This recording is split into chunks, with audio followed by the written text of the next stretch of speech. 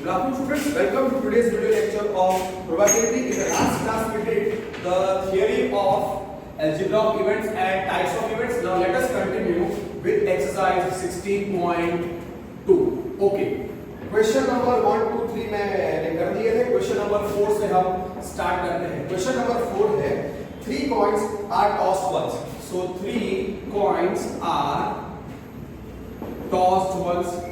Suppose 2 mark का question हो या 3 मार्क का, तो पहले आप सैंपल स्पेस लिख दो. 3 coins are tossed once. पहले कॉइन को उछालने पर हेड या टेल आता है, हेड और टेल. सेकेंड कॉइन को उछालने पर हेड और टेल, और थर्ड कॉइन को उछालने पर हेड और टेल. फिर क्रॉस, तो एस कैसे मिलेगा? एच टी, इन दोनों का क्रॉस प्रोडक्ट पहले कर दो.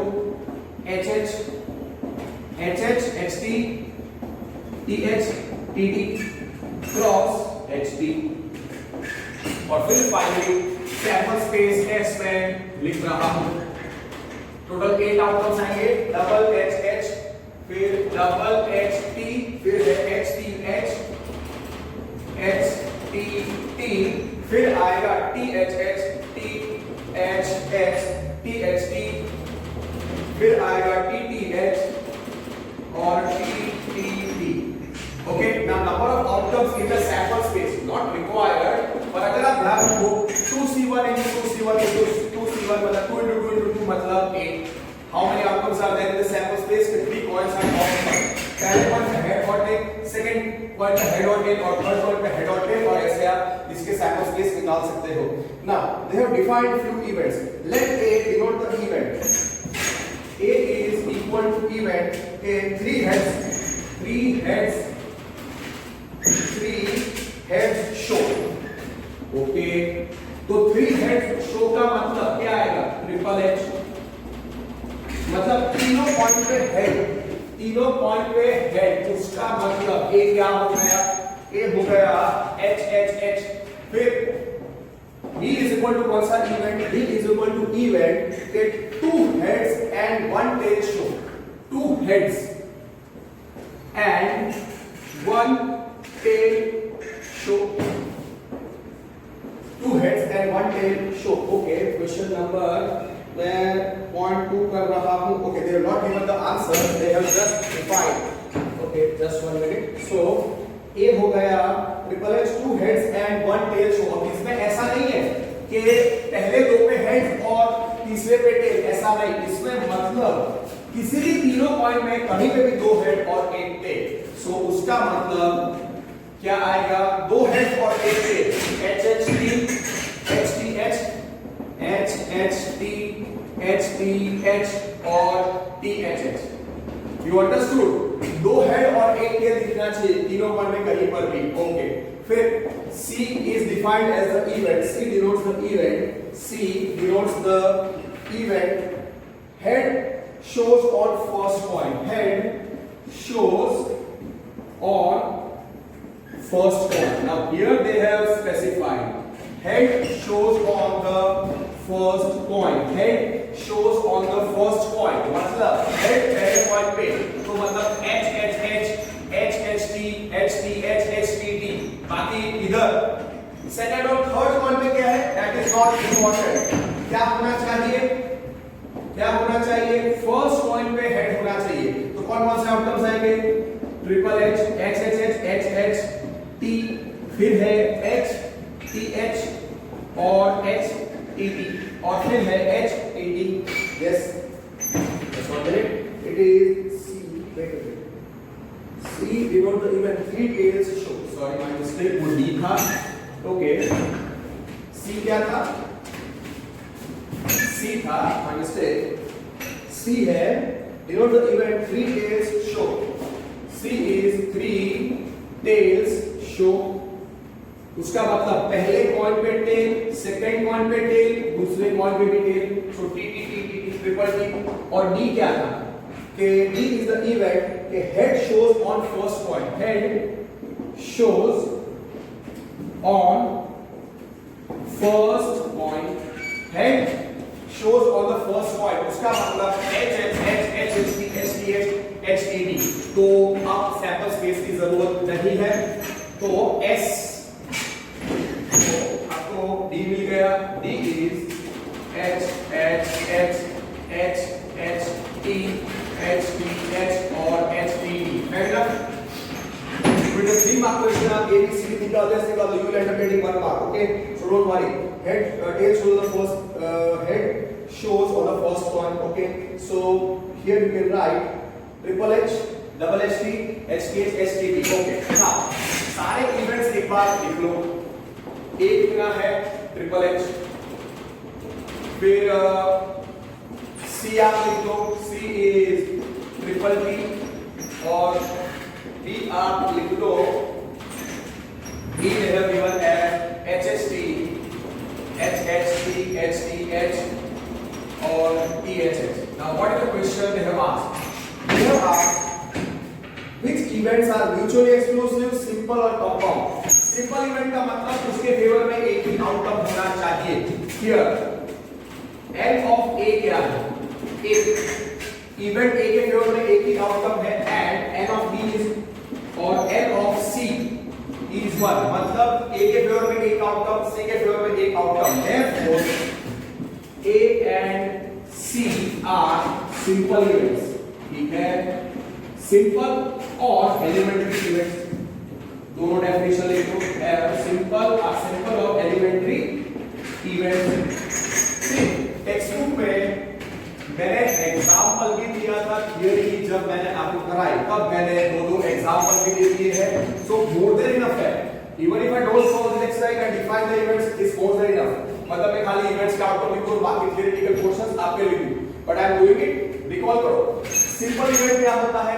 एलिमेंट्री इवेंट, और उसके फेवर में एक ही आउटकम होता है. Now what are compound events? Compound events मतलब इसके फेवर में एक से ज्यादा आउटकम होना चाहिए. इसके फेवर में 3 आउटकम है. N of B is 3 and N of D is 4.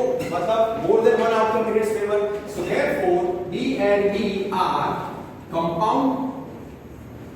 और दूसरा नाम दिया था decomposable events और decomposable events. ठीक है, चलो उसका रिवीजन हो गया. Now you just see what they have asked. Simple हो गया, कंपाउंड हो गया. 4 का कौन सा आंसर है? A and B, A and C. Okay, A and B are wait. Simple 2 के लिए उन्होंने लिखा है A and C और थर्ड के लिए B और D हो गया. Now which are mutually exclusive? Mutually exclusive मतलब किन दोनों का इंटरसेक्शन 5 होता है. A का इंटरसेक्शन किसके साथ 5 होता है? A intersection B triple H है. Here A intersection B is 5. फिर A intersection B is 5. yes. फिर therefore A B are mutually exclusive. ये पहला आंसर आ गया. फिर A और C का इंटरसेक्शन ले लो and A intersection C also A intersection C is 5. therefore A comma C are mutually exclusive. Okay, अब आप देखो A और D का इंटरसेक्शन क्या है? A और D का इंटरसेक्शन 5 नहीं है, तो A intersection D is not equal to 5. Here A intersection D is not equal to 5. A intersection D में ट्रिपल H आता है. A intersection D is triple H. अगर आप ध्यान से देखो, so A intersection D is not equal to 5. therefore A comma D are not mutually exclusive. पहले I have seen with A और B, A C A और D. अब B और C में देख लो. B और C में इंटरसेक्शन क्या है? Triple T. No. Here B intersection C क्या है? 5. So B and C, B comma C are mutually exclusive. Are mutually exclusive. आप पीछे चेक कर सकते हो, पीछे में A और B है, A and B, A and C. फिर A और D नहीं है, सो B और C आ गया. अब आप B और D को देखो, B और D को देखो, डबल HT कॉमन है. सो अगर आप B इंटरसेक्शन D निकालते हैं तो HHT आएगा, HHT आएगा, HTH आएगा, फिर TH, no no no no wait, HHT आएगा, HHT, HTH, okay, so it is not equal to null set, so B और C mutually exclusive नहीं है, so therefore B intersection C is not equal to 5, so B comma D, so B comma D are not mutually exclusive, are not mutually exclusive.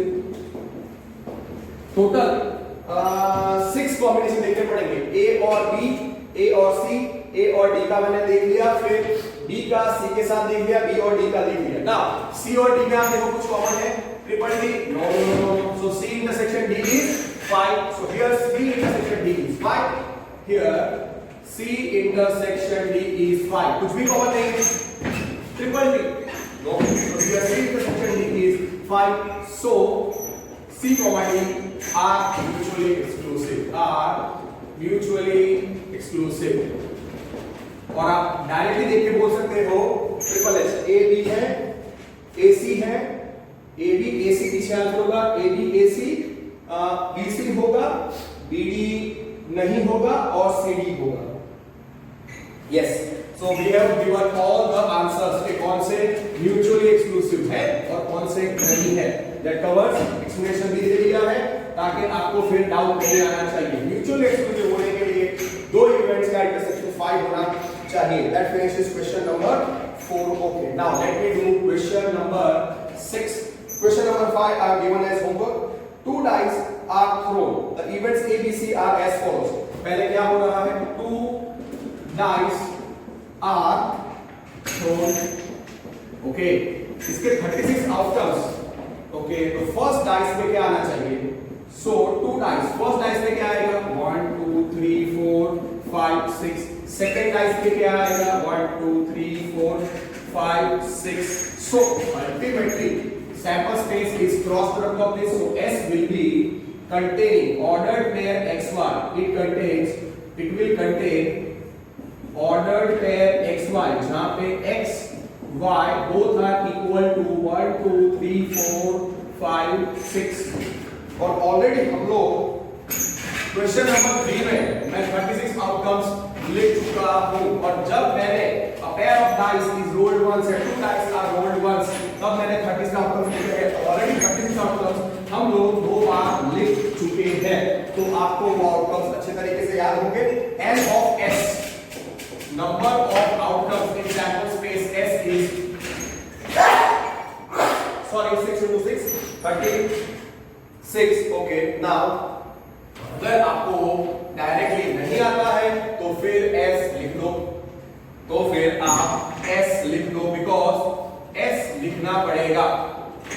Now पीछे answer उन्होंने बहुत अजीब define किया होगा question number 6 में। Okay okay okay, describe the event, मतलब ये सारे जुड़े हैं, तो पहले S लिख लो। सो S कंटेन्स 36 आउटकम्स, तो वो 36 के 36 आउटकम्स हम लोग अभी लिख देंगे। लिख लो 1 1 1 2 1 3 1 4 1 5 1 6. okay, 2 1, because some teachers are very particular. 2 1 2 2 2 3 2 4 2 5 2 6. फिर है 3 1 3 2 3 3 3 4 3 5 3 6.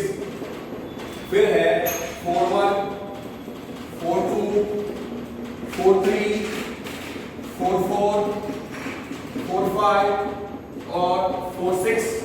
फिर है 5 1 5 2 5 1 5 2 5 3 5 4 5 5 5 6. और लास्ट में 6 1 6 2 6 3 6 4 6 5 6 6. So total 36 आउटकम्स मैंने वापस लिखे। 2 dice are rolled once, ठीक है, तो 36 आउटकम्स इसलिए मैंने लिखे बिकॉज इवेंट्स को डिस्क्राइब करने के लिए आपको इजी रहेगा। N of S 36। अगर आप इतना ये भी लिखोगे तो भी चलेगा, your marks will not be cut, पर आपको इवेंट्स डिस्क्राइब जो किए हैं वो लिखने आने चाहिए। उन्होंने क्या लिखा है, the events A B C are described as follows. A is event of getting, A is equal to getting an even number, getting even number, getting even number on first dice। तो उसका मतलब ये क्या आएगा, getting even number on the first dice। even number on the first dice मतलब पहले पे even number होना चाहिए, मतलब 2 से स्टार्ट होते हुए सारे, 4 से स्टार्ट होते हुए सारे और 6 से स्टार्ट होते हुए सारे। तो A के अंदर कौन कौन से आउटकम्स आएंगे, 2 1 2 2 2 3 2 4 2 5 2 6 4 1 4 2 4 3 4 4 4 5 4 6 और फिर आएगा 6 1 6 2 6 3 6 4 6 5 6 6। just 1 minute। so A is total 18 outcomes, 2 1 2 2, so therefore A will be 2 1 2 2 2 3 2 4 2 5 2 6, even number on the first dice, 4 1, second number कुछ भी हो चलता है, 4 1 4 2 4 3 4 4 4 5 4 6। relatively this is easier, this chapter is easier अगर आपने अच्छे तरीके से permutations और combinations भी किया है। 6 1 6 2 10 स्टैंडर्ड का आपका मैथ्स अगर अच्छा है, प्रोबेबिलिटी, तो आप ये कर सकते हो 6 4 6 5 6 6। Okay, so we are done with event A. Event B क्या लिखा है, event B is getting an odd number on the first dice. Okay, B is getting an odd number on first dice, मतलब all the outcomes starting with 1, all the outcomes starting with 3 and all the outcomes starting with 5 B के अंदर आएंगे, उसके अंदर भी total 18 outcomes आएंगे। तो मैं B इधर लिख देता हूं, B will be कौन से आउटकम्स 1 1, मतलब सेकेंड आउटकम कुछ भी हो, getting an odd number on the first dice, पहली डाइस पे ऑड नंबर होना चाहिए। तो ऑड नंबर कौन सा होना चाहिए, all the outcome starting with 1 फिर 3 और 5। तो पहले 1 1 1 2 1 3 1 4 1 5 1 6 3 1 3 2 3 3 3 4 3 5 3 6 और फिर आएगा 5 1 5 2 5 3 5 4 5 5 5 6। अब आप देखो, we have outcomes if we are having event A and we are having event B। Okay, ठीक है, हो गया। now event C मैं इधर डिफाइन करके लिख देता हूं, C is equal to क्या था, getting the sum of the number on the dice less than equal to 5। sum of numbers on dice is less than equal to 5। तो उसका मतलब क्या होना चाहिए, sum of the numbers on dice is less than equal to 5। so for C sum can be, sum of two numbers can be, minimum sum क्या है 5 या 5 से छोटा, so 2 3 4 या 5। समझ गए, for C is sum of the numbers on dice is on 2 dice, जैसे on sum of numbers on 2 dice is less than 5। 2 dice are rolled, yes 2 dice are rolled, so sum of numbers on 2 dice is less than equal to 5। so for C sum of two numbers can be 5 या 5 से छोटा, so 2 3 4 5, so sum of the numbers can be 2 3 4 5। तो मैं C के outcomes इधर लिख रहा हूं, मैं C के आउटकम्स इधर लिख रहा हूं, therefore C will be, sum अगर 2 है so 2 आउटकम वाला आउटकम क्या था 1 1। अब आउटकम 3 तो क्या आएगा 1 2 2 1। अब 4 वाले कौन से आउटकम्स थे 1 3 2 2 3 1। ओके, अब 5 वाले कौन से आउटकम्स थे 1 4 2 3 3 2 और 4 1 फिनिश। तो सी भी मैंने सही लिखा, let me just check 1 1 1 2 1 3 1 1 1 2 1 1 1 2 1 3 1 4 okay total 1 2 wait so now वो तो ठीक है 4 here well 6 2 dice are thrown a कितना है a is 2 1 2 2 सही है a is 2 1 2 2 2 3 2 4 2 5 2 6 yes 2 1 2 2 2 3 2 4 2 5 2 6 4 1 4 1 से 4 6 6 1 से 6 6 b से 1 1 से 1 6 3 1 से 3 6 5 1 से 5 6 परफेक्ट। और सी में आएगा 1 1 1 2 1 1 1 2 1 1 1 2 2 1 1 3 फिर 2 2 ओके 3 के लिए लिखा है 1 1 1 2 2 1 फिर उसके बाद 1 1 1 2 1 1 1 2 3 सम वाला में लिखा है 1 1 यस है फिर 1 2 भी है 1 3 भी है फिर 1 4 इज देयर फिर 2 1 2 ओके 2 1 2 2 फिर है 2 3 3 1 2 3 3 1 and the last one is 3 2 4 1 3 2 4 1 yes 1 2 3 4 5 6 7 8 9 10 outcomes होने चाहिए 1 2 3 4 5 6 7 8 9 10 yes अगर डिफाइंड ए बी सी के आउटकम्स क्वेश्चन नंबर 6 में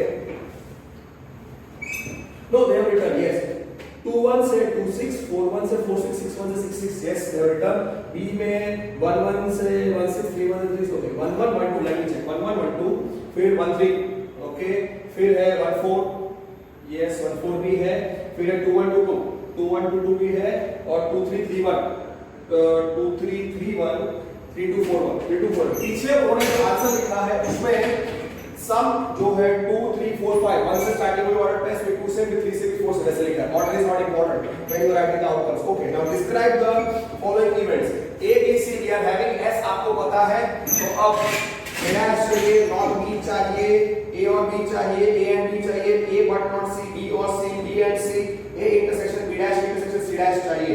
तो अब what I will do is that S की जरूरत नहीं है मुझे याद है टोटल एस के सारे आउटकम्स। तो पहला क्या है A dash what is A dash A dash is not A dash is not A तो ए डैश को हम बोलेंगे कॉम्प्लीमेंट ऑफ ए dash हो जाएगा complement of a so what is a dash contains those outcomes of s के वो outcome जो a में नहीं है तो a dash पहली चीज मैंने पूछी है a dash so therefore a dash is containing those outcomes a dash के अंदर कौन कौन से आउटकम्स आएंगे those outcomes of s which are not in a के आउटकम्स नहीं आने चाहिए तो 1 3 अरे 1 से सारे 1 1 1 2 1 3 1 4 1 5 1 6 फिर 3 से सारे 3 से स्टार्ट हुए सारे आने चाहिए 3 1 3 2 3 3 3 4 3 5 3 6 फिर 5 से स्टार्ट होते हुए सारे आने चाहिए 5 1 5 2 5 3 5 4 5 5 5 6 fair enough so finished ये हो गए डैश। फिर not b what is not b is b dash not b is nothing but b dash तो b dash क्या आएगा those outcomes of s जो b में नहीं है b के आउटकम्स नहीं आने चाहिए s में से वो आउटकम सिलेक्ट करने के जो b में नहीं आए b में कौन से आउटकम्स आते हैं स्टार्टिंग विद 1 सारे स्टार्टिंग विद 3 सारे स्टार्टिंग विद 5 सारे तो उसका मतलब वो क्या आएगा starting with 2 starting with 4 starting with 6 so not b मतलब starting with 2 मतलब 2 1 2 2 2 3 2 4 2 5 2 6 जल्दी से लिख लो पीछे ऐसे आंसर दिया होगा यस a dash उन्होंने दिया है b dash भी उन्होंने दिया है so write that way the outcomes 2 3 2 4 2 5 2 6 फिर आएगा 4 1 ओके 4 1 4 से स्टार्ट होंगे सारे 4 1 4 2 4 3 4 4 4 5 4 6 और फिर आएगा 6 से स्टार्ट होते हुए सारे मतलब 6-1, 6-2, 6-3, 6-4, 6-5, 6-6 finished.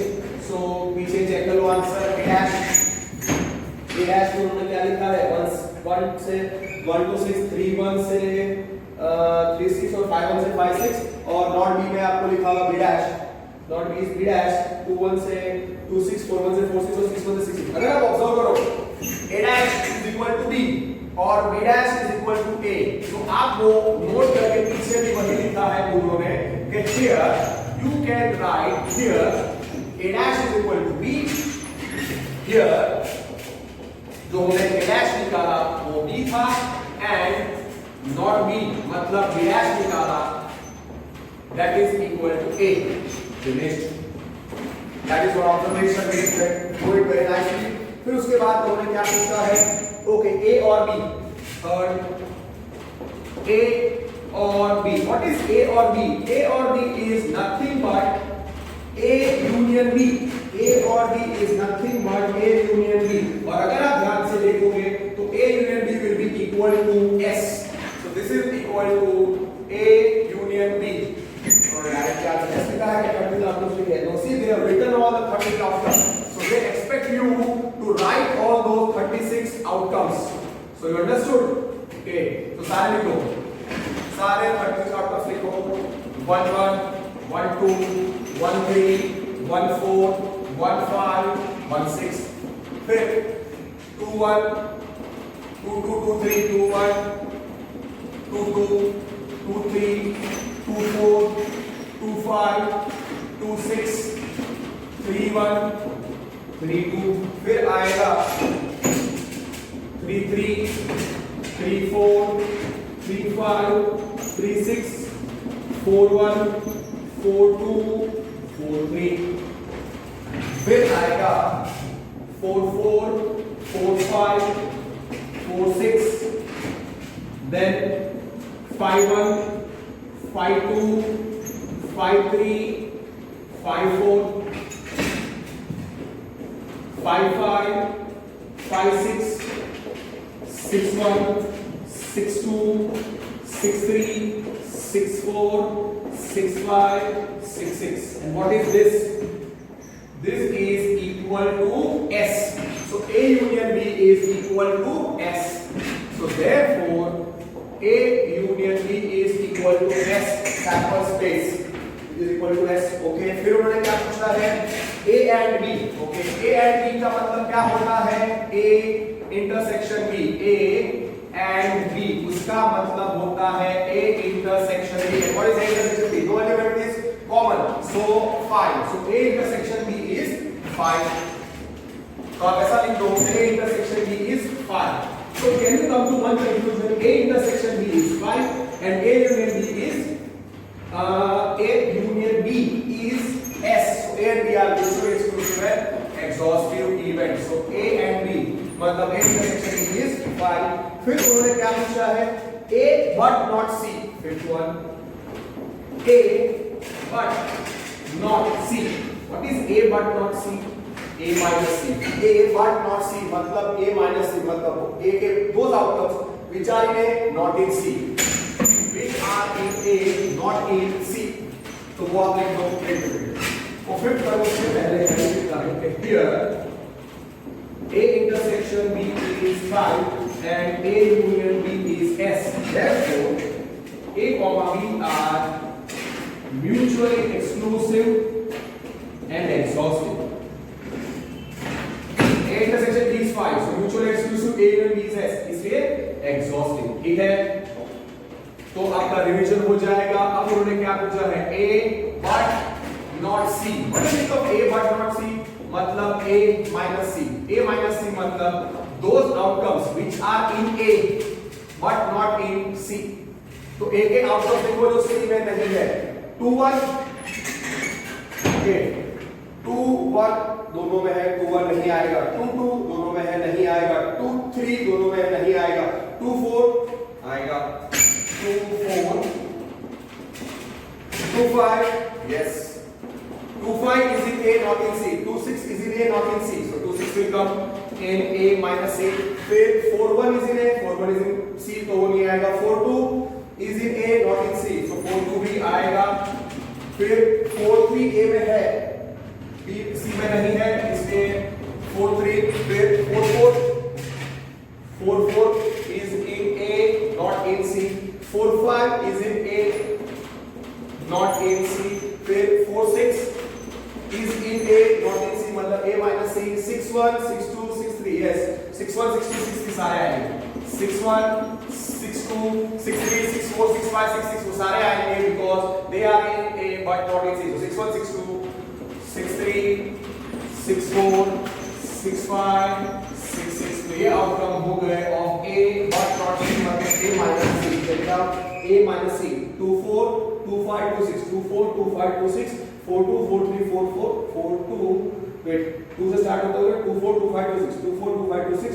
4 2 4 3 4 2 4 3 4 4 4 2 4 3 4 4, फिर है 4 5 4 6 4 5 4 6 और 6 1 6 2 6 3 सारे आ गए, यस सही है। नेक्स्ट वन इज B और C, B and C उन्होंने पूछा है, B और C, मतलब ये तो B और C, B और C मतलब B union C, so 6 1 B और C is nothing but B union C, तो इसके आउटकम्स B और C के सारे आउटकम्स आपको लिखने पड़ेंगे, B और C, ओके तो इधर मैं लिख देता हूं B और C is equal to B union C, B union C मतलब those outcomes which are in B or in B or in both, union कर दो B और C का, ऑलरेडी B और C है, B में कौन सा आउटकम आते हैं 1 से स्टार्ट होते हुए सारे, तो 1 से स्टार्ट होते हुए सारे आ जाने चाहिए, 3 से स्टार्ट होते हुए और 6 5 से स्टार्ट होते हुए, तो आंसर आएगा पहले 1 से स्टार्ट होते हुए सारे, मतलब 1 1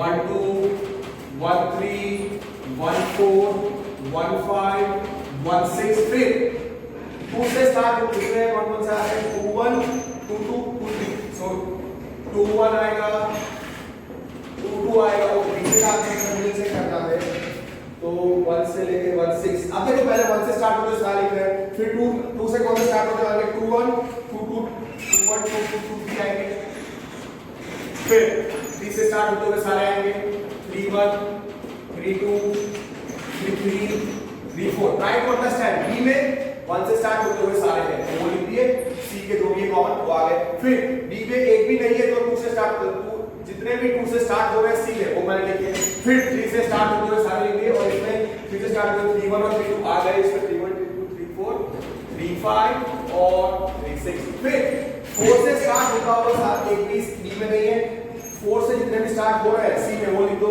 4 1 खाली, that is 4 1 only, yes 1, फिर 2 हो गया, 3 से 4, ओके, और अब 5 से स्टार्ट होते हुए मतलब 5 1 5 2 और फिर क्या आएगा 5 3 5 4 5 1 5 3 5 4 5 5 5 6, नाउ सी इसलिए मैं कह रहा हूं कि ये आउटकम्स लिखना एकदम अच्छी है, टाइम वेस्ट करना, फिर भी I am doing so that you can understand. B union C 1 1 1 2 1 3 1 4 1 5 1 6, सो 1 1 से लेके 1 6 आ गए, 2 1 2 2 2 3 आने चाहिए, 2 1 2 2 2 3 आने चाहिए, फिर 3 1 3 2 3 से लेके 3 6 3 1 3 2 से लेके 3 6, फिर खाली 4 1 आना चाहिए परफेक्ट, और फिर 5 1 से लेके 5 6, सही है। फिर next one is B and C, now B and C का मतलब क्या होता है, ये अभी हमने कौन सा किया B और C किया, नाउ B and C करना है which is 7, okay B and C, sorry B and C, उसका मतलब क्या B intersection C, मतलब those outcomes which are common to both B and C, मतलब those outcomes which are in event B as well as in event C, तो B और C में कौन-कौन से outcomes है 1 1, you can observe, okay, so 1 1 है, 1 2 है, फिर आप 1 3 है, 1 से स्टार्ट होते हुए देख लो, फिर 1 4 भी आएगा, चलिए कॉम्बिनेशंस होंगे, so 1 1 आएगा, 1 2 आएगा, 1 2 will be there, फिर 1 3 will be included, फिर 1 4 will be included, okay, फिर 4 is there, ओके 5 फिर 2 2 से स्टार्ट होते हुए एक मिनट I check 1 1 1 2 I check 1 1 1 2 yes 1 3 1 4 okay देखिए 2 से स्टार्ट होता हुआ आई कैन 2 1 2 2 2 3 नहीं है तो भूल जाओ। अब 3 से स्टार्ट होता हुआ कौन सा 3 1 आएगा 3 2 आएगा, सो 3 1 3 2 और फिर कुछ भी नहीं, सो 3 1 3 2 बोल लो, so that will be comma 3 1 3 2 finished. This is B and C. Second लो आप 1 से स्टार्ट होते हुए और 3 से स्टार्ट होते हुए दोनों में कॉमन जो भी है वो आप लिख लो, बी एंड सी मतलब B intersection C. So B and C is B intersection C 1 1 1 2 1 1 1 2 1 3 1 4 okay 1 1 1 2 1 3 1 4 3 1 3 2 3 1 3 2 perfect. फिर उन्होंने क्या लिखा है A intersection B dash intersection C dash okay now A intersection B dash intersection C dash अगर आप ध्यान से देखो तो B dash is A B dash is A तो क्वेश्चन नंबर 8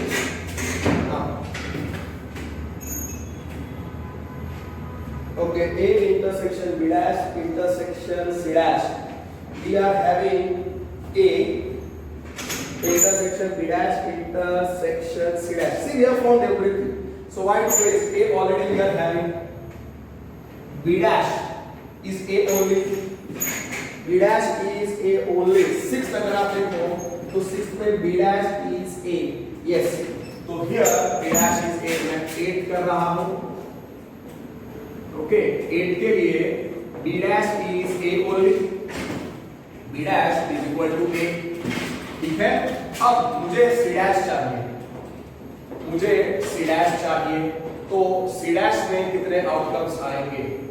C dash में C में 1 2 3 4 5 6 7 8 9 10 आउटकम्स से 26 आउटकम्स आएंगे, तो C dash में सारे आउटकम्स हम लिखेंगे therefore C dash पहले 1 1 आ गया 1 2 आ गया 1 3 आ गया 1 4 आ गया, मतलब 1 5 1 6 फिर 1 5 1 6 फिर 2 से स्टार्ट हुआ 2 1 2 2 2 3 आ गया, सो 2 4 2 5 2 6 3 से स्टार्ट हुआ 3 1 आ गया 3 2 आ गया, मतलब 3 3 3 4 3 5 3 6 फिर 4 से स्टार्ट हुआ 5 4 1 है, तो कौन कौन से आएंगे 4 2 4 3 4 2 4 3 4 4 4 5 4 6 AC में 5 से स्टार्ट होता हुआ एक भी नहीं है और 6 से स्टार्ट होता हुआ कोई भी नहीं है, तो 5 1 से 5 6 और 6 1 से 6 6 सारे लिख दो, सो 5 1 5 2 5 3 5 ओके 5 3 फिर आप लिख सकते हो 5 4 ओके 5 4 5 6 5 4 5 5 सॉरी 5 6 6 1 6 2 फिर इधर मैं लिखता हूँ 6 3 6 4 6 5 6 6 okay, so all the outcomes written total 20 होने चाहिए 1 2 3 4 5 6 7 8 9 10 11 12 13 14 14 और 5 12 सही है। So C has been written correctly, let me still count the checks for ये C dash है, C dash they have not even found, okay direct उन्होंने दे दिया है। अब आपको पता है कि ये A dash B dash is equal to A, so therefore मैं इधर लिख देता हूँ A is equal to B dash is equal to, okay अब उन्होंने क्या पूछा है A is equal to B dash, A is equal to B dash, A intersection B dash intersection C dash, okay तो नॉर्मली स्टूडेंट्स ऐसे ही करेंगे, पहले C dash निकालेंगे,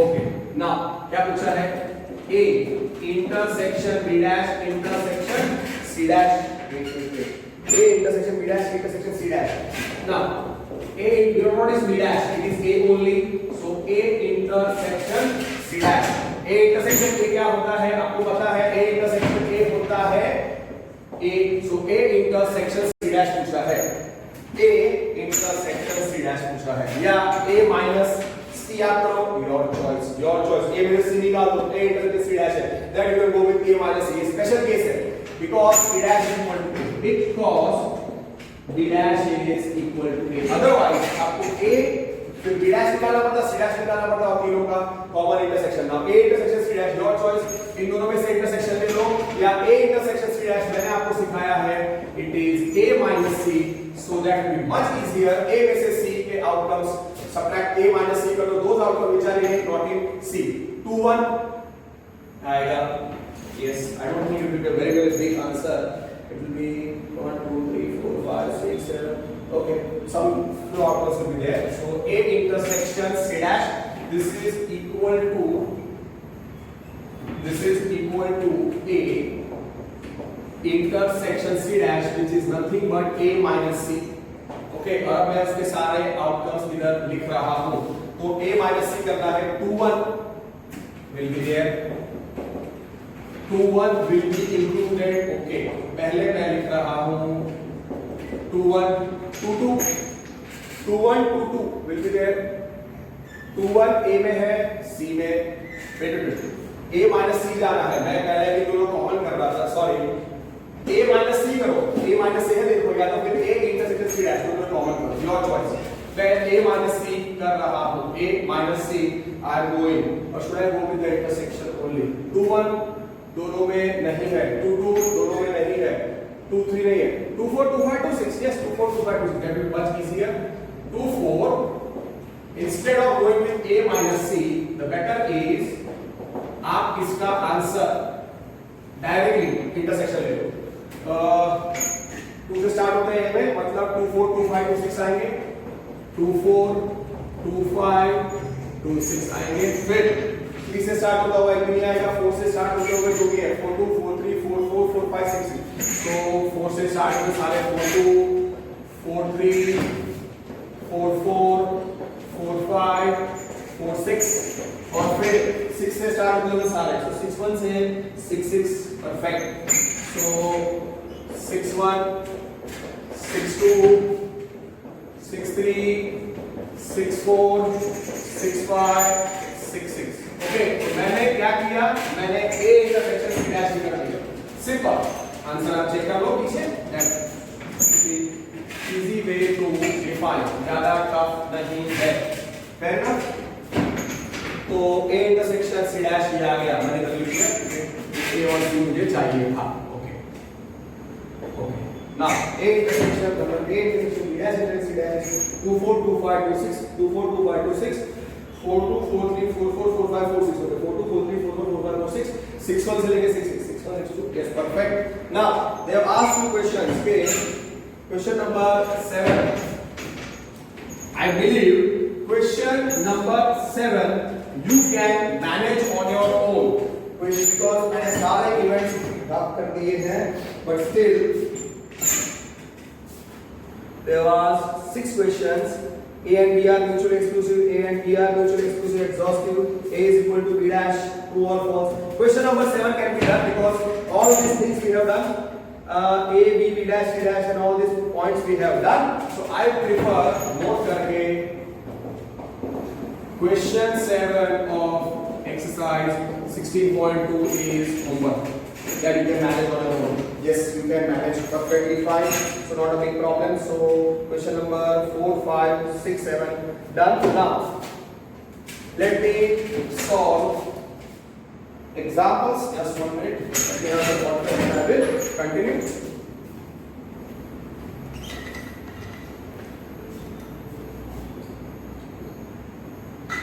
so now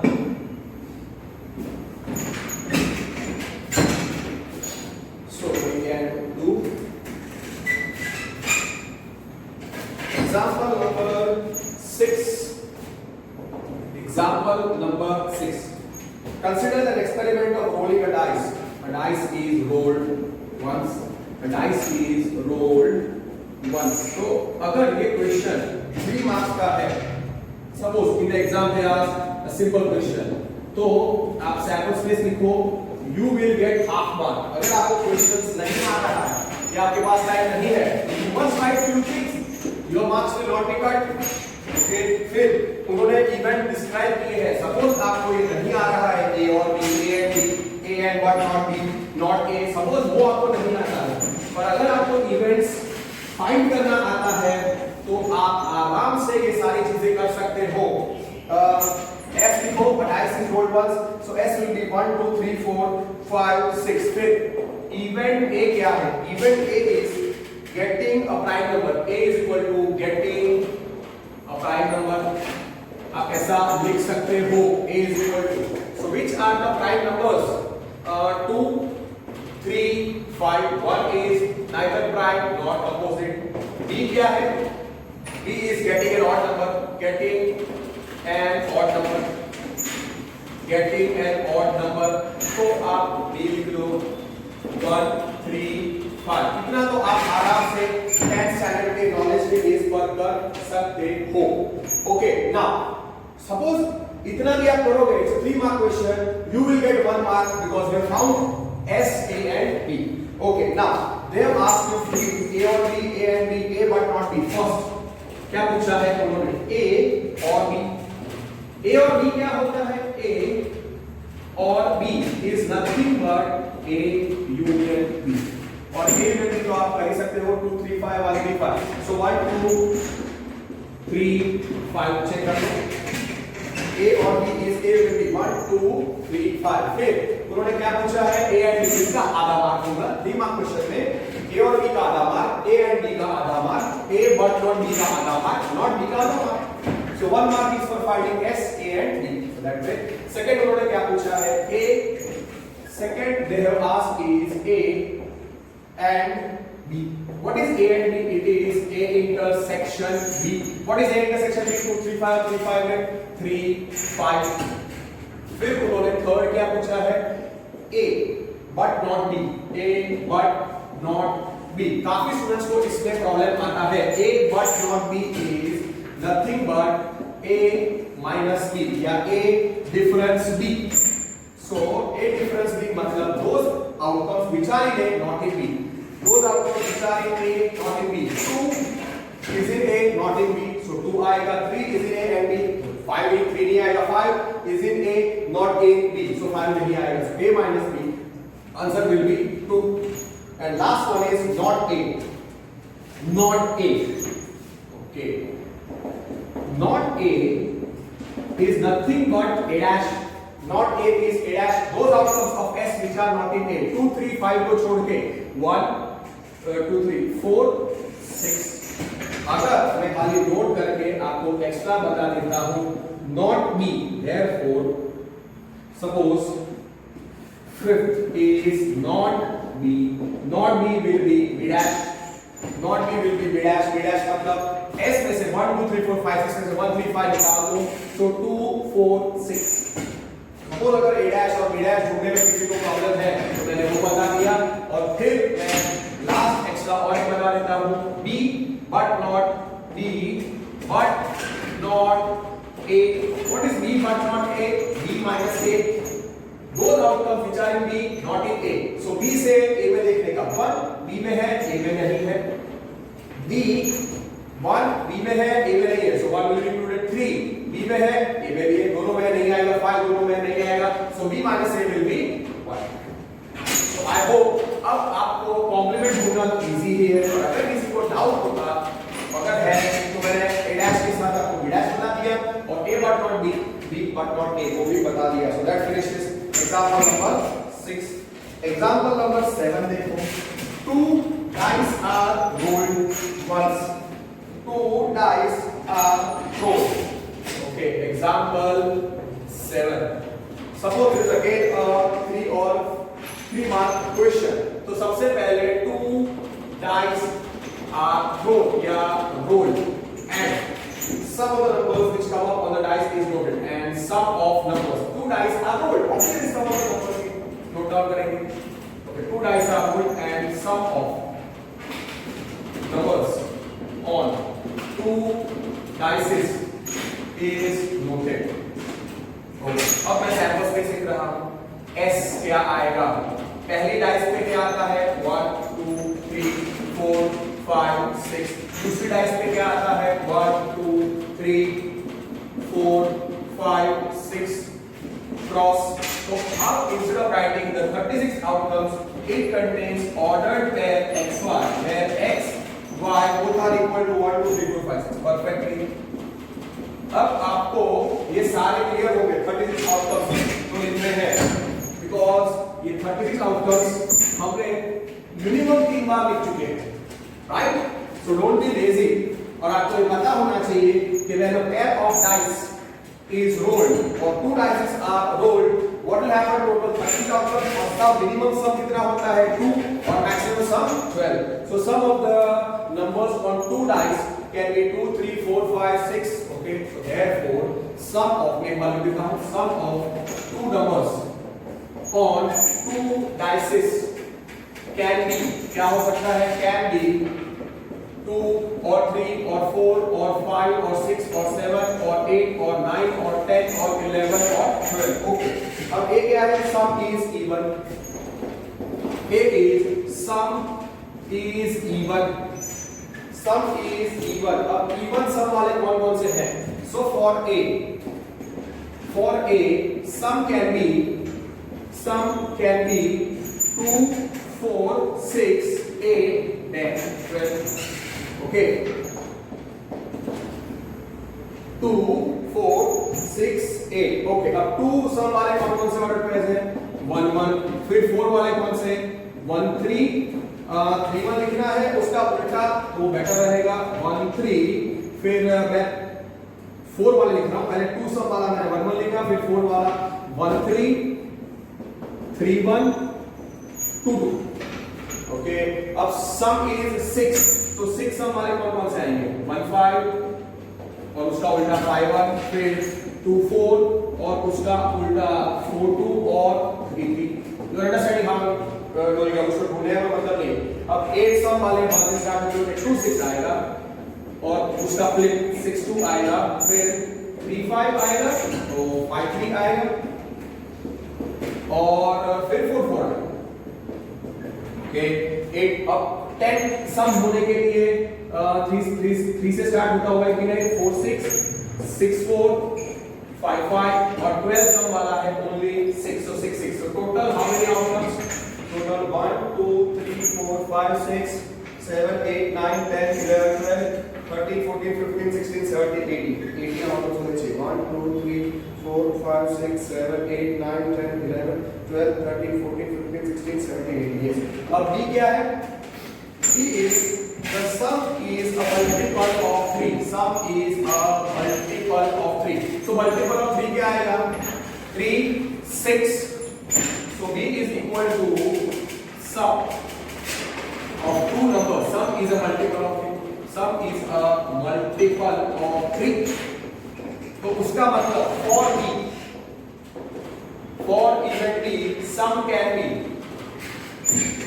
2 3 4 5 6 7 8 9 10 11 12 में मल्टीपल ऑफ 3 क्या है? 3 6 9 और 12. तो आप सबसे पहले जिसमें सम 3 है वो लिख लो, फिर जिसमें सम 6 है वो लिख लो. That will be much easier. So पहले सम 3 वाले कौन से आउटकम्स आएंगे? 1 2 आएगा और 2 1 आएगा. फिर 6 वाले कौन से आउटकम्स आएंगे?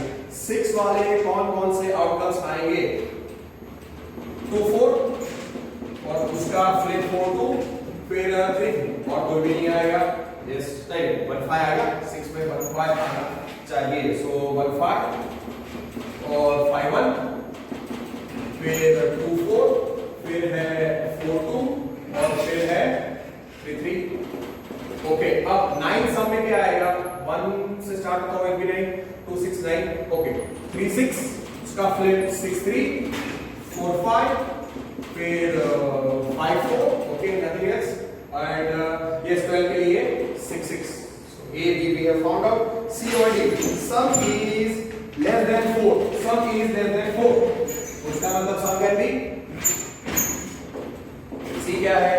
Sum is less than 4. तो उसका मतलब sum is less than 4. तो for C sum can be 2 या 3. less than 3 मतलब 2 या 3, so 2 वाला सम कब मिलेगा 1 1 पे, और 3 means 1 2 2 1, understood? तो सम कैन बी 2 और 3, तो वो आप लिख दो, और फिर डी आप लिख दो, ए बी सी डी आप जल्दी से खत्म कर दो। C is sum is less than 4, so for C sum can be 2, 3, तो 2 सम के लिए 1 1 आएगा, 3 सम के लिए 1 2 और 2 1 आएगा। Very obvious। अब आप चेक करो, now you check event D। D क्या है? sum is greater than 12, greater than 12 मतलब greater than 11, sorry, D is sum is greater than 11, तो उसका मतलब for a D sum can be only 12, तो उसका मतलब D हो जाएगा 6 6।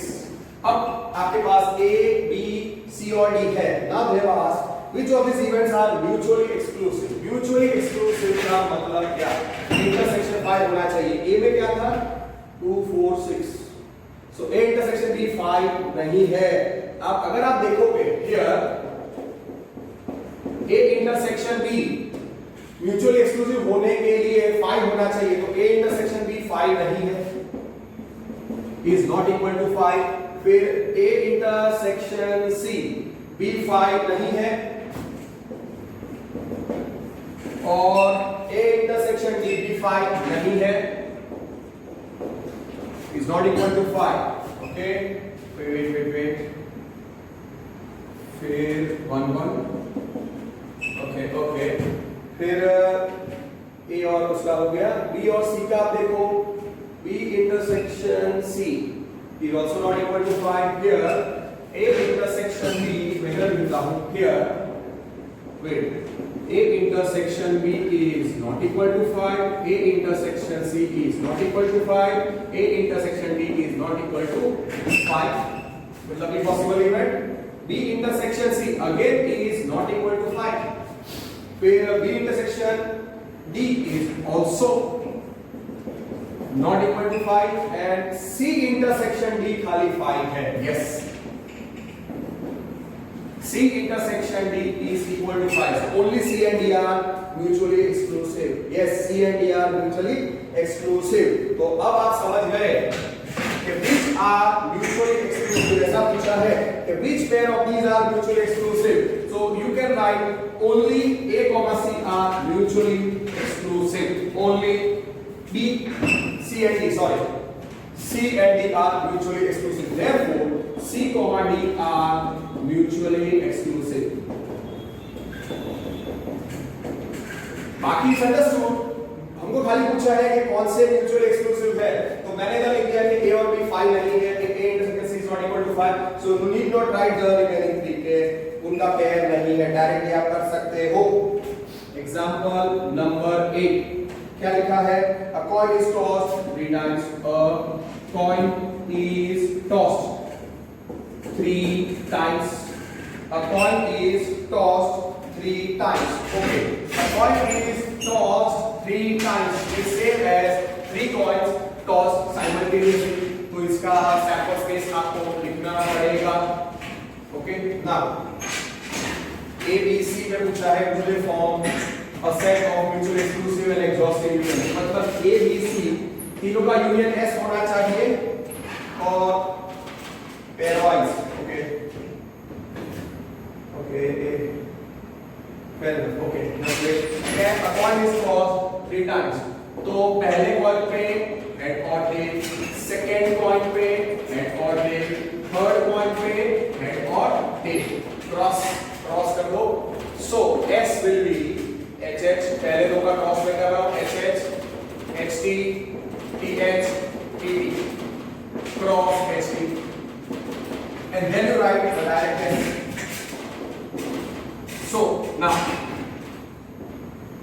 okay, so therefore F is double H H double H T H T H H T T T H H T H H T H T T T H T T T. Fair enough, finish. So now उन्होंने A को क्या define किया है? A is no head appears, no head appears.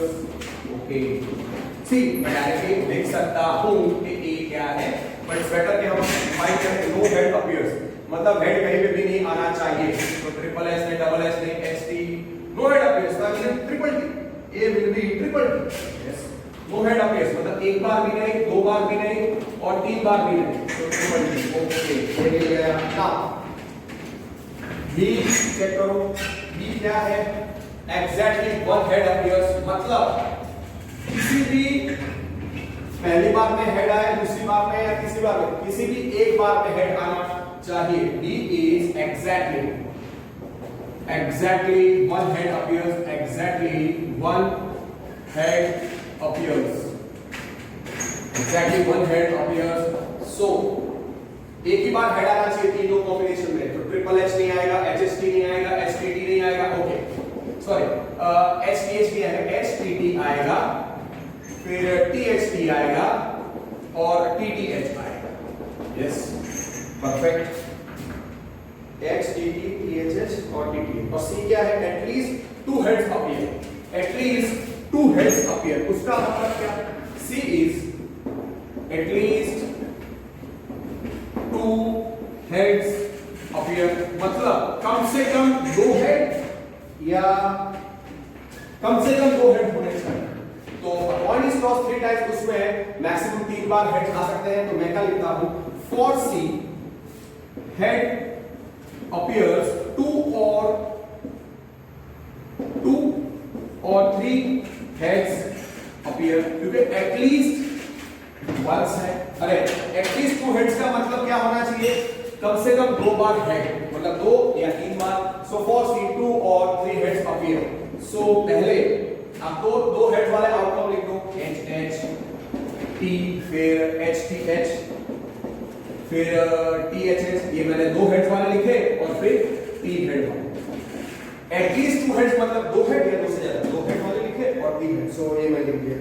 Okay, now उन्होंने क्या पूछा है कि do they form a set of mutually exclusive and exhaustive relation. Okay, अगर आप ध्यान से देखो तो A union B union C क्या हो रहा है? अगर आप किसी भी दो को क्लब करोगे, A यूनियन B ऐसे नहीं होता है, B union C, HTT, HTT, THH, THT, TTH।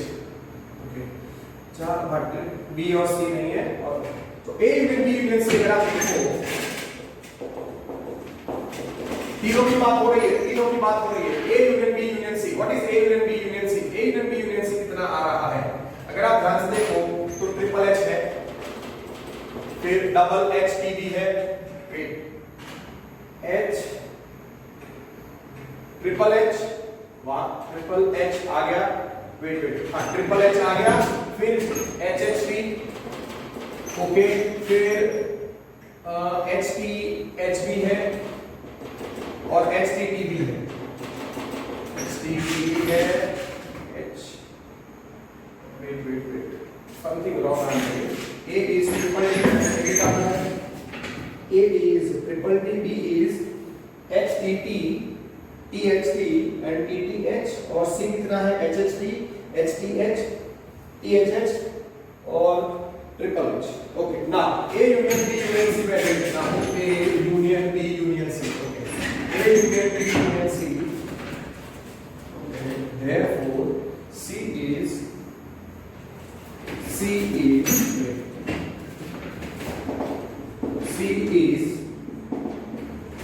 कितना आया था? 2 और 3 हेड्स, 2 हेड्स मतलब HHT, HTH, THH और 3 हेड्स मतलब ट्रिपल H। अब क्या पूछा है? Do they form a set of mutually exclusive exhaustive. Exhaustive मतलब तीनों का देखने का, दो का नहीं। अगर आप A यूनियन B देखते हो S नहीं आएगा, B यूनियन C देखो S नहीं आएगा, C यूनियन A S नहीं आएगा, तो पेयर वाइज तो वो एग्जॉस्टिव नहीं है। देयरफॉर मैं A union B union C निकाल रहा हूं। A union B union C है निकाल रहा हूं। सबसे पहले ट्रिपल टी तो आएगा और ट्रिपल एच डी है, तो मैंने ट्रिपल एच डी दिया। फिर एच एच टी है, एच एच टी भी है, ओके। फिर एच टी एच है, एच टी एच लिखा मैंने। और what you can do is that, अगर आपको कंफ्यूजन हो रहा है A union B union C, तो आप पहले ट्रिपल टी लिख दो, कोई इशू। फिर आप एच टी टी लिख दो, दोनों में कुछ भी कॉमन नहीं है, टी एच टी लिख दो और T H T T H लिख दो। फिर आप एच एच टी लिख दो, एच टी टी लिख दो,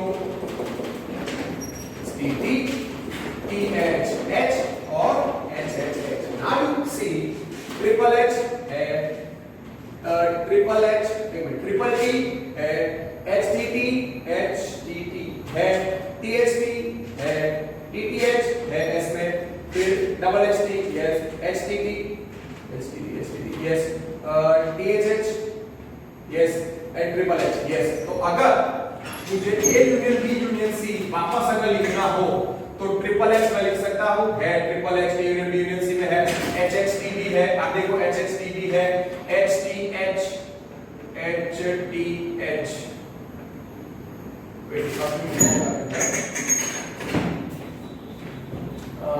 एच पहले मैंने ट्रिपल टी लिखा, एच टी टी लिखा, टी एच टी लिखा और टी टी एच लिखा, फिर एच एच टी आना चाहिए, फिर H T H, sorry H T H थोड़ा सा क्या मिस्टेक हो गई है, फिर टी एच एच और हाँ दो एच और ट्रिपल एच। तो अगर आप देखो ये एस था ना, तो ट्रिपल एच है, एच एच टी है, एच टी एच है, एच टी टी भी है, टी एच एच है, T H T is there, T T H is there, triple T is there. So 1 2 3 4 5 6 7 8. So A union B union C is equal to S. So therefore A union B union C you can write as, जो हमने direct लिखा था, triple H double H T, फिर H T H T T, फिर आएगा T H H T H T T T H T T T. ये दोनों rearrange कर लो, आप देख लो 8 आउटकम्स है कि नहीं, triple T yes. So therefore A union B union C is S, therefore A B C are exhaustive events, are exhaustive events, are exhaustive events, are exhaustive events. Now इधर मैं ए लिखता हूं, ए क्या था, ट्रिपल टी, बाकी सारी चीजें तो उधर। Okay now so do their form. Now they are asking exclusive मतलब A intersection B देखो, A intersection C देखो और फिर B intersection C देखो। तो A intersection B क्या है? Here A intersection B कितना है? Mutually exclusive होने के लिए 5 होना चाहिए। A intersection B is 5। फिर A intersection C कितना है? ट्रिपल T नहीं है। और B intersection C HTT नहीं है, THT नहीं है, TTH नहीं है। So A intersection B is 5, A intersection C is 5, C intersection A is 5. So you can write they are pairwise mutually exclusive. They are pairwise. So A and B, B and C, C and A are mutually exclusive. Finished. Are mutually exclusive events. Let's complete. Let me see if I can solve one more question. Okay, so that finishes, you can say, exercise 16.2. That finishes exercise 16.2. Now, let me give you the definition of axiomatic definition of probability. Let me give you the axiomatic definition of probability. Or first of all, let me give you the classical definition of probability. Classical definition of probability. Already आप लोग ये कर चुके हो 10th standard में classical definition of probability. Okay. Axiomatic definition definition और दूसरा के जो दूसरे थियरी है फॉर्मूलाज है that I will do in the next video lecture. Okay, that theory I will give in the next video lecture.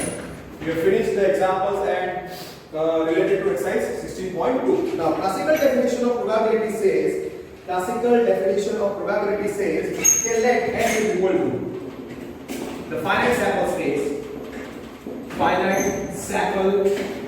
space of a random experiment. Okay, n is equal to total, let s is equal to finite sample space and w1 w2 और omega 1 omega 2 omega 3 dot dot dot till omega n are the outcomes in s. तो उसका मतलब s क्या हो जाएगा? s हो जाएगा omega 1 omega 2 omega 3 dot dot dot till omega n.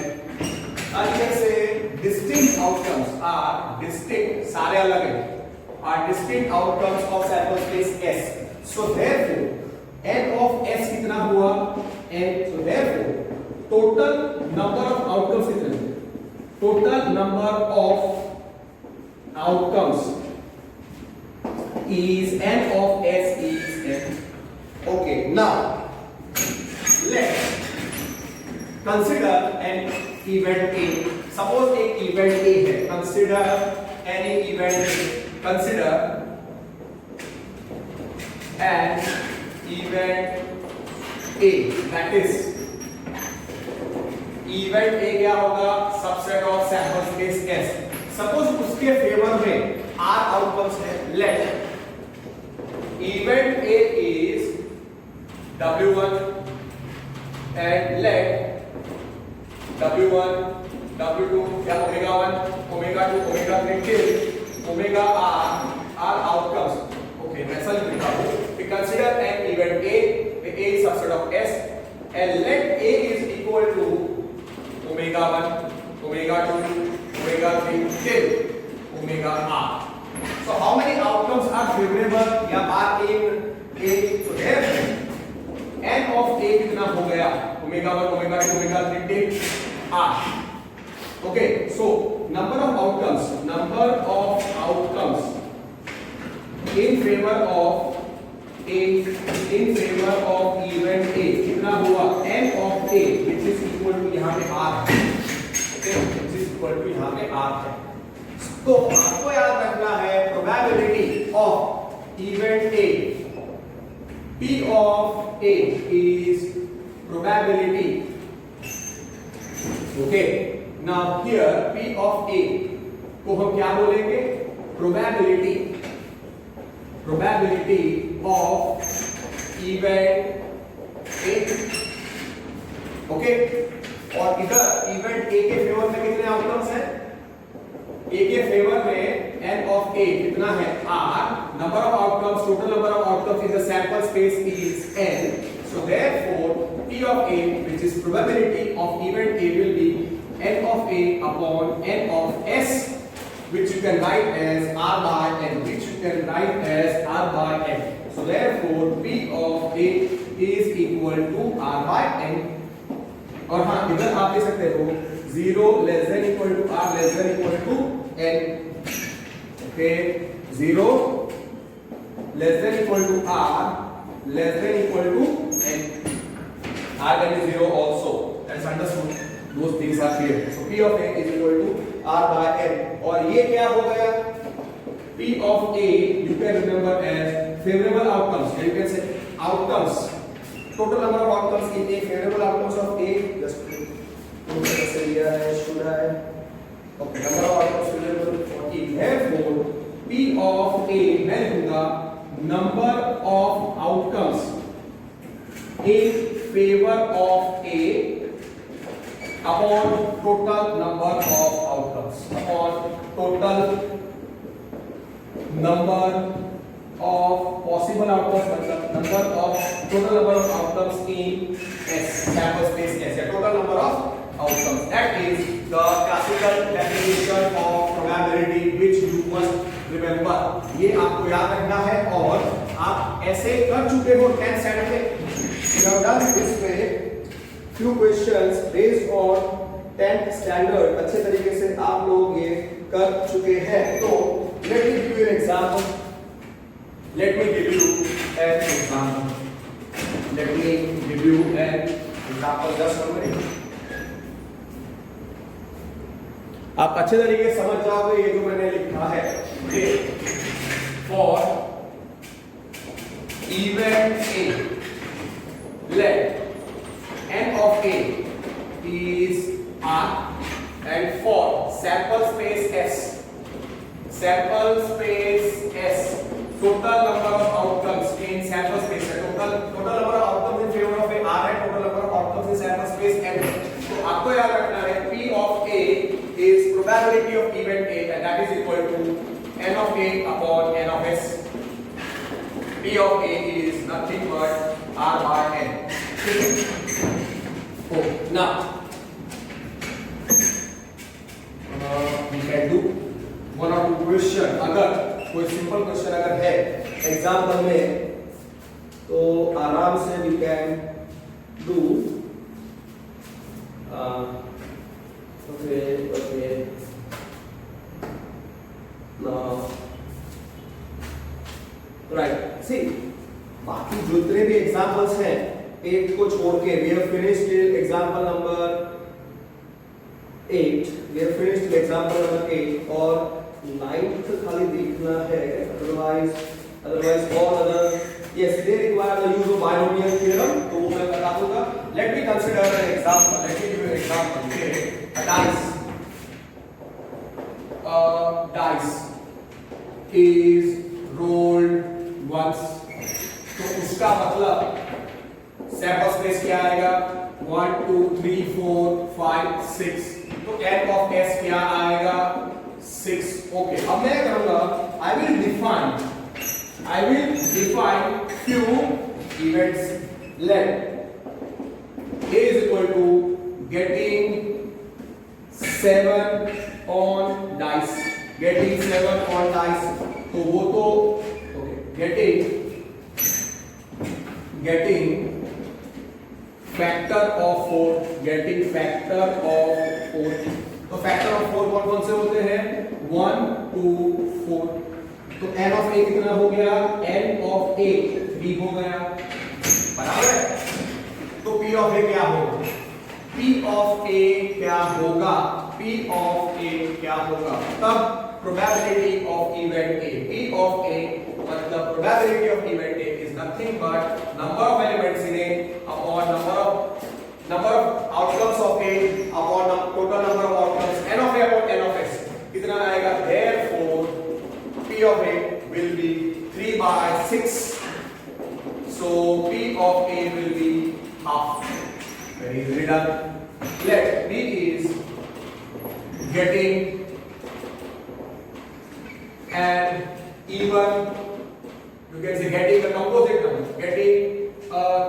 number, getting an even prime number. अब आप मुझे बताओ 1 2 3 4 5 6 में इवन प्राइम नंबर क्या होता है? 2, so B is set containing 2, इसके फेवर में आपको 2 दिए, तो B I will write as set containing 2, so number of outcomes in B कितना हो गया? 1, so probability of event B, P of B कितना है? n of B upon n of S, so therefore P of B आएगा 1 by 6। ऐसे आपको बात करना है। Fair enough? So 2 events मैंने डिस्क्राइब किए, आपको समझ गया है। फिर मैं 2 ऑब्जर्वेशन आपको देना है, so that's why let C is equal to getting 7 on dice को एक बार रोल करेंगे तो 7 आने का चांस ही नहीं है, तो C is 5, impossible event, so therefore number of outcomes in impossible event C कितना आएगा? 0, so P of C which is P of C क्या आएगा? n of C upon n of S, n of C upon n of S कितना आएगा? 0 upon 6 which is 0, so therefore P of C कितना आया 0, पर यहाँ पे C क्या है 5, तो C जब भी पॉसिबल इवेंट है तो उसका प्रोबेबिलिटी कितना है 0, तो देयरफॉर ये रूल आपको याद रखना है, ये एक रिजल्ट आप अगर ऑब्जर्व करो P of phi is 0, that's the result which I will be giving you in the next video lecture। और यहाँ पे मैंने आपको समझाया कि C is equal to 5 impossible event है, इसके फेवर में एक भी आउटकम नहीं है, इसके लिए उसका प्रोबेबिलिटी 0 आया। Okay, let D is getting getting number less than 7, getting number less than 7 on the dice, तो क्या हो जाएगा D हो जाएगा 1 2 3 4 5 6। अगर आप ध्यान से देखो तो this is S, so therefore D is equal to S।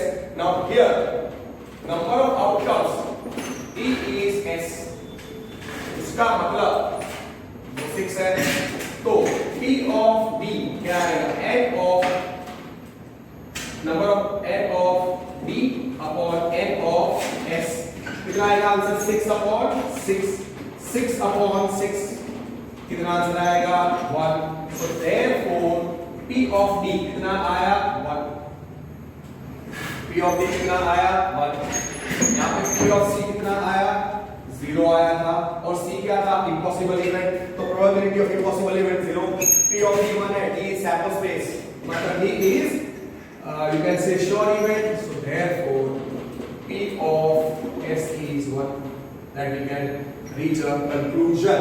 तो आपको याद रखना है कि प्रोबेबिलिटी का मिनिमम वैल्यू 0 है और प्रोबेबिलिटी का मैक्सिमम वैल्यू 1 होगा, या तो भी प्रोबेबिलिटी 0 और 1 के बीच में आएगा, जो P of A और P of B आया था वो मैंने समझाने के लिए और क्लासिकल डेफिनेशन कैसे अप्लाई करना है वो बताने के लिए मैंने आपको समझा दिया। और आपको याद रखना है कि नोट करके first point, probability of impossible event is 0, probability of impossible event is 0, therefore P of phi is 0, ये आपको याद रखना है, और probability of sure event or certain event is 1, probability of sure or certain event is 1। ये मैंने खाली observation से आपको बताया है, ये मैंने आपको ऑब्जर्वेशन से बताया है, और श्योर और सर्टेन इवेंट क्या होता है S, तो आप लोग क्या याद होंगे P of S is 1। और दूसरा आपने देखा कि मिनिमम वैल्यू मैंने 4 एग्जांपल दिए प्रोबेबिलिटी के, और आपने 10th में जितने भी क्वेश्चंस किए होंगे उसमें आपने प्रोबेबिलिटी निकाली होगी, तो मिनिमम वैल्यू ऑफ प्रोबेबिलिटी 1 होती है, maximum value of probability minimum value of probability 0 होती है ऑफ इम्पॉसिबल इवेंट, और मैक्सिमम वैल्यू ऑफ प्रोबेबिलिटी 1 होती है फॉर श्योर और सर्टेन इवेंट। बाकी अदरवाइज प्रोबेबिलिटी वैल्यू 0 और 1 के बीच में आएगी। तो third point which you can remember is for any event A that is A is subset of sample space 0 less than equal to P of A less than equal to 1, मतलब या फिर मैं ऐसे लिख दूं probability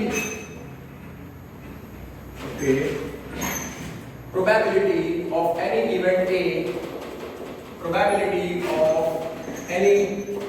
event A lies in closed interval 0 to 1, that is for any event A 0 less than equal to P of A less than equal to 1। ये मैंने आपको समझाया probability of any event lies in, probability का value close interval 0 और 1 के बीच में होगा, मतलब प्रोबेबिलिटी ऑफ कोई भी इवेंट का minimum value 0, maximum value 1, otherwise 0 और 1 के बीच में। 0 कब होगा जब वो इम्पॉसिबल इवेंट होगा, और 1 कब होगा जब ए श्योर या सर्टेन इवेंट होगा। These points will also be coming in the axiomatic definition of probability. I taught you classical definition, the next definition which is axiomatic definition of probability, कुछ related results of theorems, और classical definition of probability का revision मैं next video lecture में take up करूँगा। And that's it for today. Just 1 minute, let me see if I can solve one more point or not. No. I will end it over here only. इतना enough है. तो आपको याद रखना है probability of impossible event is 0, that is P of I 0. Probability of sure or certain event is 1, so P of S is 1. और sure event is sample space only, so P of S is 1. और probability of any event A lies in closed interval 0 to 1. उसका मतलब कोई भी event A हो तो 0 less than equal to P of A is less than equal to 1. Here P of A क्या होता है? Probability of event A. Probability of event A. So, okay. So I believe that is enough for today, and I will cover up the next remaining theoretical points, which is axiomatic definition of probability, few results, few theorems जो results हैं और classical definition of probability का revision मैं आपको next video lecture में कराऊंगा. And that theoretical portion is very very important. वो formulas जो भी हैं वो आपको याद रखने हैं because they can come for 1 mark. और सारा connection is same as the formulas which we did for set theory. So that's it for today. Thank you for participating.